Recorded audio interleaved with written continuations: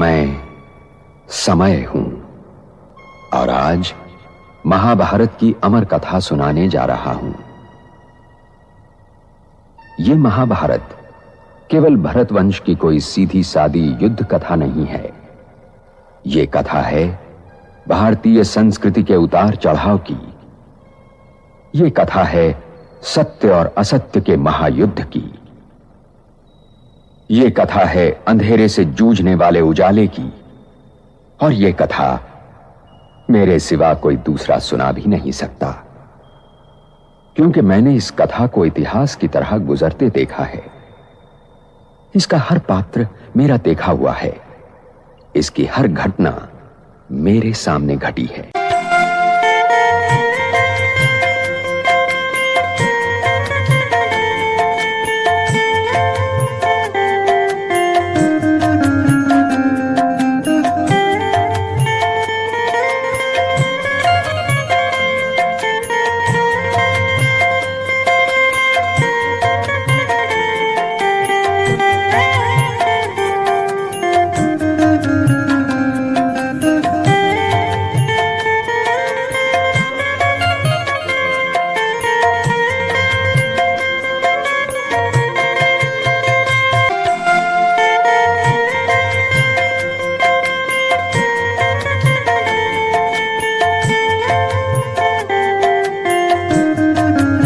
प्रसाद न कभी कम पड़ता है और न कभी ज्यादा। जगदम्बा मंदिर का चौथा रहस्य।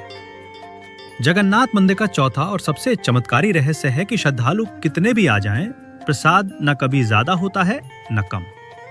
यह रहस्य केवल भौतिक गणना नहीं, बल्कि आध्यात्मिक गहराई का वो बिंदु है जहां परम न्याय, पूर्ण संतुलन और अदृश्य ब्रह्म बुद्धि प्रकट होती है। प्रसाद का कभी कम या ज्यादा न होना बेहद में गूढ़ अर्थ है।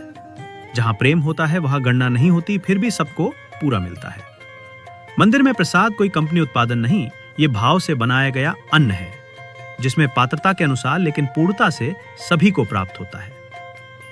इसका यह भी मतलब है कि जगन्नाथ का द्वार हमेशा खुला है। जिसको भी आना है जाए, कभी कोई खाली हाथ नहीं जाएगा। बेहद में अर्थ। परमात्मा जब बांटता है तो ना अल्प देता है ना अधिक। वो तुम्हारे भाव के अनुसार इतना देता है कि आत्मा संतुष्ट हो जाए, ना कम ना अधूरा। ये संतुलन उस अदृश्य योग की देन है जो कर्तापन से मुक्त है। रसोई में कितनी सामग्री, कितने हाथ, कितना आग, कितनी संख्या, इन सब की गिनती मनुष्य के लिए असंभव होती है। फिर भी वितरण चूकता नहीं। जब आत्मा कर्तापन छोड़कर साक्षी भाव में कार्य करती है तो उसमें कोई कमी आती नहीं होती। कर्म स्वाभाविक, सटीक और संतुलित होता है। परमात्मा का प्रेम, और प्रेम कभी न माफ कर दिया जाता है न खत्म होता है। प्रसाद को भोग कहते हैं, पर यह कोई पेट भरने का भोजन नहीं, बल्कि आत्मा को तृप्त करने वाला आशीर्वाद है। जैसे ईश्वर का ज्ञान, अनुभव और शक्ति सबके लिए उपलब्ध है और सबको पूर्ण मिलता है, वैसे ही प्रसाद भी अदृश्य ब्रह्म बुद्धि से संचालित होता है। आध्यात्मिक निष्कर्ष। जहां देने वाला ईश्वर है, वहां देने में न त्रुटि होती है न भेद। प्रसाद का कमज़्यादा न होना आत्मा को यह सिखाता है कि जब तुम निष्काम सेवा करते हो तो ब्रह्मा की रसोई से तुम्हारे कर्मों में संतुलन और सार आ जाता है। मतलब जहां भावना है वहां वितरण कभी गलत नहीं होता। प्रसाद उस भाव का नाम है जहां देने वाला भूल जाता है कितना और लेने वाला तृप्त हो जाता है। मैं ही दुर्योधन हूं, मैं ही अर्जुन और मैं ही कुरुक्षेत्र। क्योंकि महाभारत बनते बिगड़ते रिश्तों और रिश्तों के आधार और जीवन सागर को मथकर जीवन के तत्व और सत्य का अमृत काढ़ने की कहानी भी है। और यह लड़ाई हर युग को अपने अपने कुरुक्षेत्र में लड़नी पड़ती है, क्योंकि हर युग के सत्य को वर्तमान असत्य से जूझना पड़ता है।